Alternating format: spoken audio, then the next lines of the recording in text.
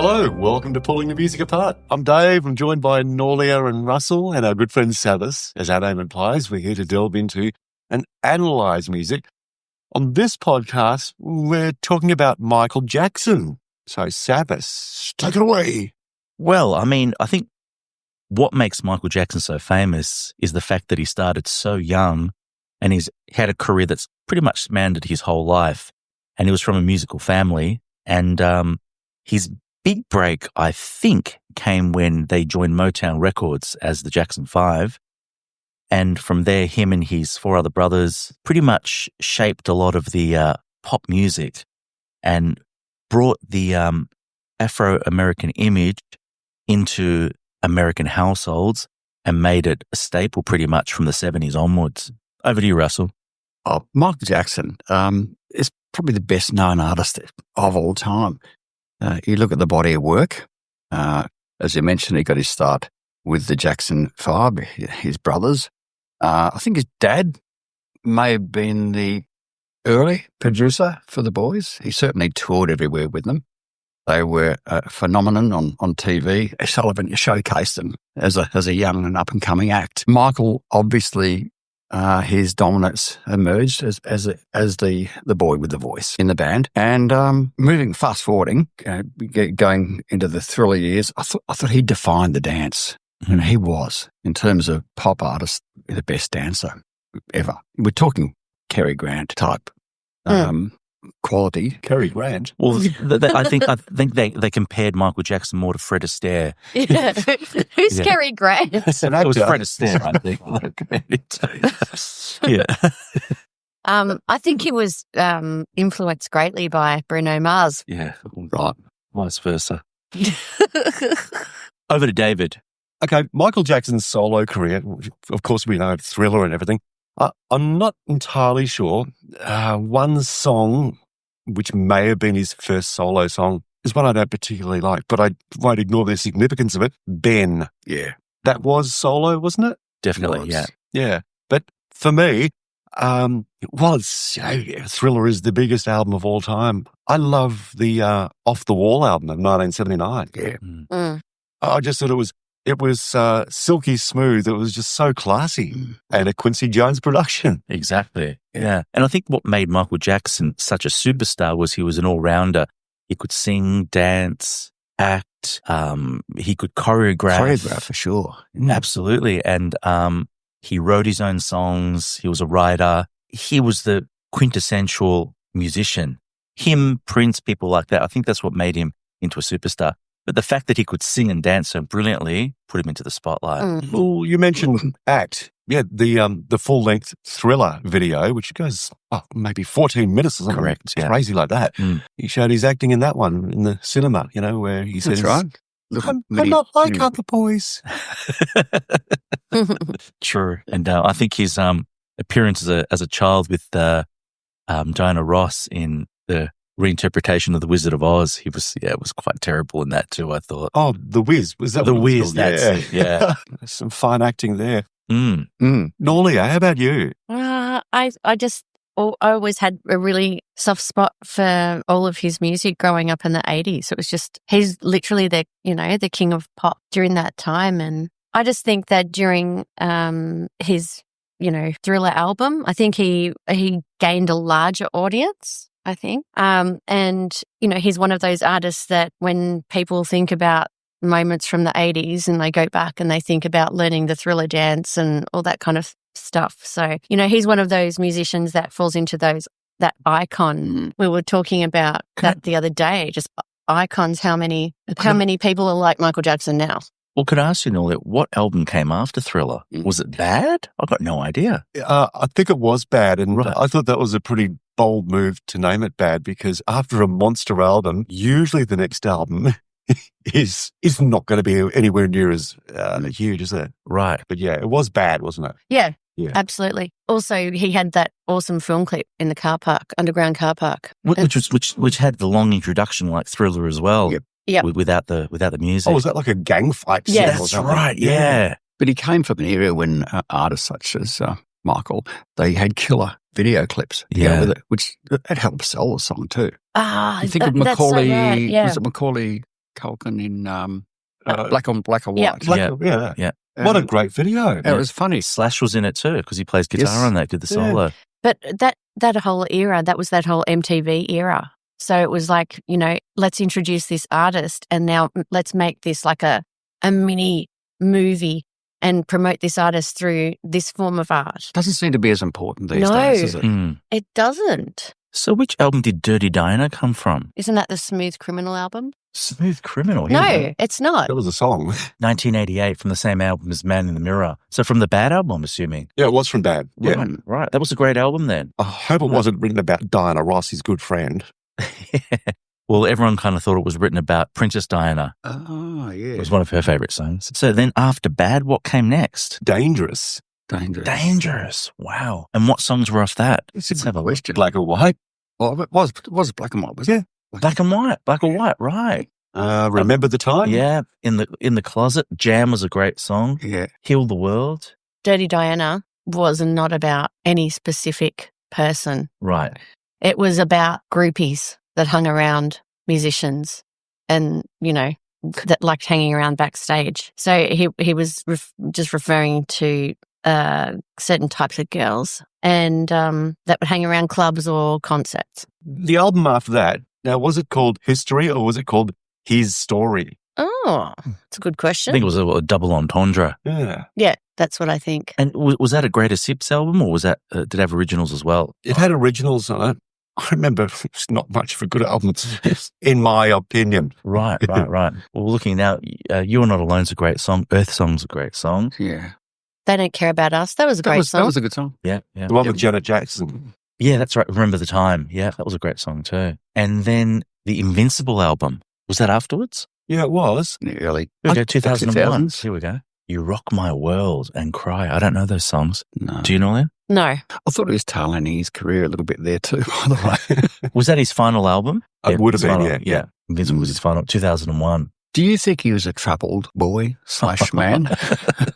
It goes without saying. Yeah. Absolutely. I've read the stories when they were on tour, and they were kids, so literally children, minors. And the father was apparently a hard taskmaster, very strict on them, and apparently they were subjected to things that no child should ever have to see. So they'd all share the same motel room when they were touring, and Dad would pick up a groupie from the audience, and the kids having to watch, Dad and the groupie having, relations in the That's same disgusting. It is. I don't think he was a good quality bloke. Mm. Mind you, he was very successful in getting them going as Right. as a group. True, in a way, it's very similar if you've seen the film about Brian Wilson from the Beach Boys, because there was 3 brothers in that band. Yep. And their father was extremely chaotic and strict. And yeah, sure, they got successful, but they all ended up with major traumatic issues. Yeah. So is it worth it? Goes a long way above stage mums. Right. Same as Whitney Houston. Her dad too. Yep. He was in control of her finances and he was pushing her all the time with her, the choices that she made and that sort of thing in her career. So do you think that they're excelling in spite of the father potentially? Or they're doing it out of fear? We better be good. A bit of both, I think. I mean, when you're a child, I think everything that your parents tell you is gospel, isn't it? True. But if you're being brought up in that environment where everyone is working, I mean, they had the Jackson 5 working all the time, traveling all the time. I don't think they knew any different. I think it wasn't until much later in life he realized this isn't actually a normal life. But his life wasn't normal because was he trying to potentially reinvent his childhood by having a theme park as a I think house? that if that doesn't scream, I missed out on my childhood, I don't know what else would. And calling it Neverland? Yeah. Seriously? Wow. And I just think maybe even that may even be why he's still sort of, he had like a childlike voice too. There was just a lot of things about him that from his past that obviously affected who he was as a human being. The rest. Well, normally, how do you feel about his relationship with Marie Presley? What was her first name? Lisa Marie Presley. Lisa Marie Presley, yeah. Yeah. Well, in her book, she actually spoke quite highly of Michael Jackson. Right. That was a short marriage though. Only a couple of years. Yeah, they had a lot of common. They both grew up with people worshipping them and they grew up with people hounding them and not leaving them alone, and they couldn't leave their home without somebody watching. You know, I mean, they had so much in common. But yeah, that was short-lived. And Debbie Rowe, I mean, his children are with her. Was that a rural relationship? Who knows? I never understood that one. Right. Or was she only used just to have children? Possibly, yeah. Yeah. Yeah, I don't know. That always looked a little bit like a setup to me. I didn't see what the relationship was. So it goes without saying that Michael Jackson, there's as much controversy about him as there is music. So maybe that's what makes him so fascinating. Also, just going back to the very beginning, so he was the youngest out of the Jackson 5 or not? I believe he was. Yeah, I think Janet was younger. Or am I? I don't know. I don't think she was part of the Jackson 5. Oh, whoops. Yes, the Jackson 5, correct. Yes. Yeah. I'm thinking the Jackson family. Yeah, well, what do you think made him the standout in that Jackson 5? Because they were all presented at the same time. Was it the fact that he was little? What was the appeal to him and not his other siblings? He's like a little virtuoso, wasn't he? He just stood out from the rest. He had all those moves. He had amazing rhythm as a youngster. And where does that come from? I think you're too young to learn that stuff, really. And that's got to be something that some people would say was is almost a divine thing. It's just God-given talent that he had. Definitely had the best voice. No two ways about that. He could hold the note, and he was the cute kid in the band. Girls loved him.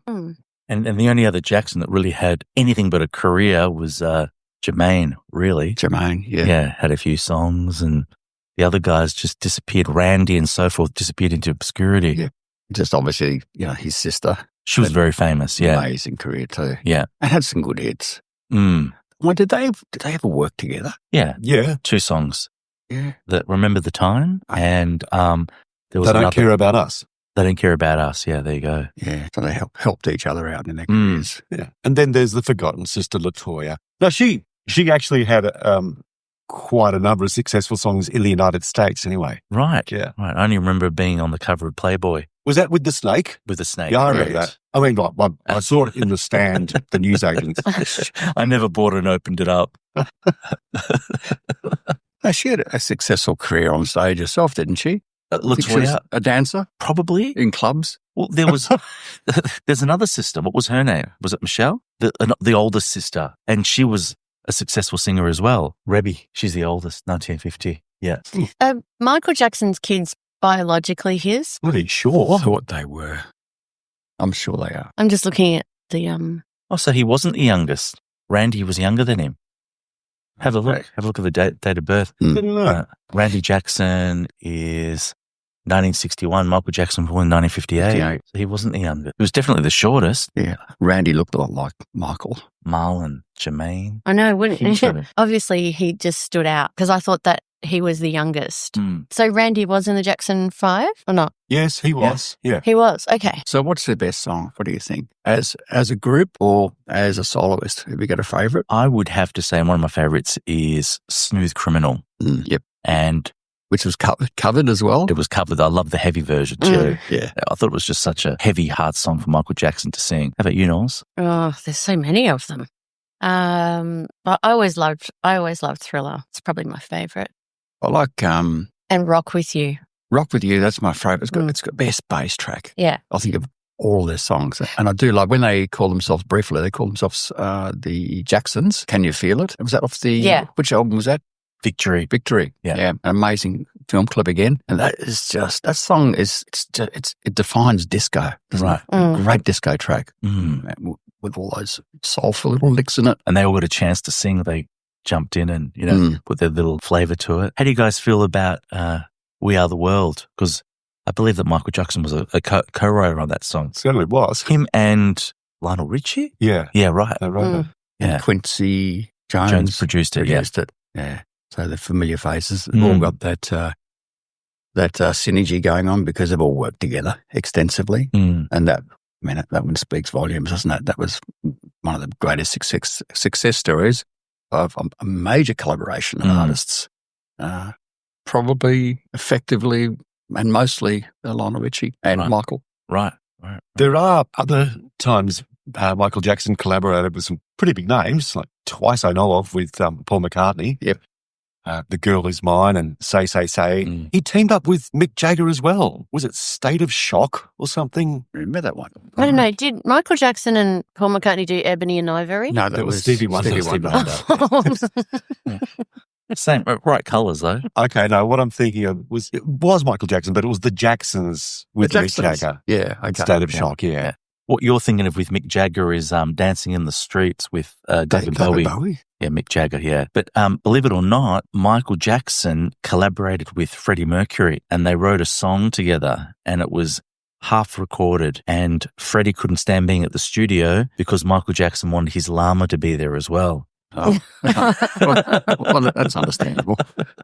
Don't those things spit, or is that Something like alpacas? that. And Freddie just said, look, I can't be here with the llama here. No. I'll come back another time. And unfortunately, he never did. And there is a version of it on the internet of them singing their parts together. Michael and the Llama. Yeah, the llama replaced Freddie Mercury. Yeah. And very rarely did Michael Jackson cover songs, but when he did, it just didn't get off the ground. He did a version of I'm Forever Blowing Bubbles. Someone had to go there, didn't they? Well, he did. Oh, whoops. Well, here we go. Seeing that you two guys are That's Beatles wrong. fanatics, Michael Jackson covered a Beatles song. Oh, okay. Come on, Give guys. us a cryptic on this one. Cryptic clue.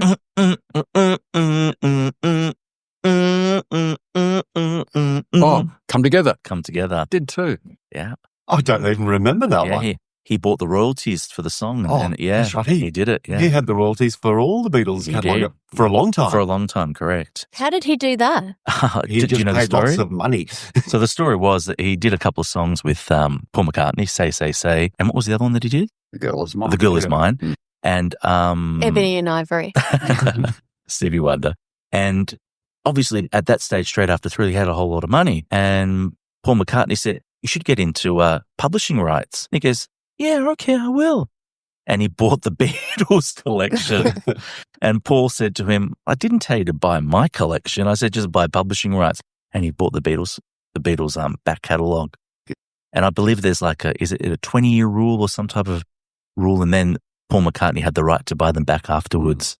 So now they're back to Paul McCartney or whoever owns them now. So he would have made a lot of money on the publishing rights of those Beatles songs. That's a story. It was on the Howard Stern show. They interviewed Paul McCartney. How can he do that though? How can he buy?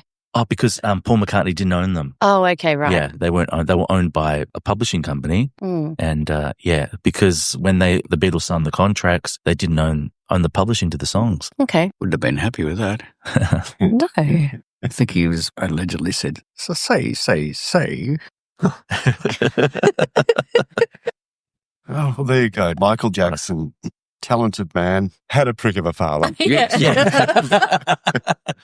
Well, that's about it for this episode. If you have any questions or just like to leave a comment, feel free to reach out to us on Instagram at Pulling the Music Apart.